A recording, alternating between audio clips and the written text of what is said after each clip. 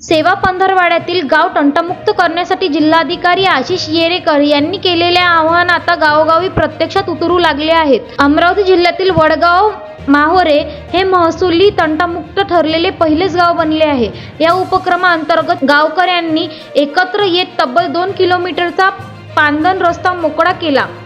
यावेळी जिल्हाधिकारी आशिष येरेकर, निवासी उपजिल्हाधिकारी अनिल भटकर, गटविकास अधिकारी, तहसीलदार यांच्यासह ग्रामपंचायत सदस्य मोठ्या संख्येने उपस्थित होते।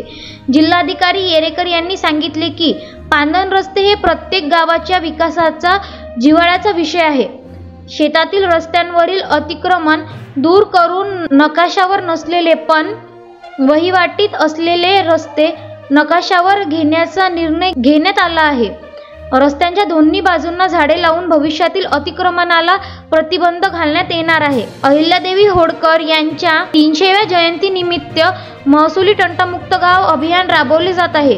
घरकुलासाठी 500 चौरस फूट जागा देण्याचाही महत्त्वाचा उपक्रम सेवा पंधरवाड्यातील हाती घेण्यात आला आहे। या कार्यक्रमात ग्रामस्थांनी पांदन रस्त्यासाठी सहमती पत्र जिल्हाधिकाऱ्यांना सुपूर्द केले।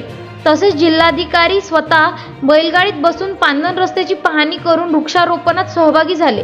हा उपक्रम दाखवतो की एकजुटीने काम केल्यास गाव तंटमुक्त आणि विकासमुक्त होऊ शकतो।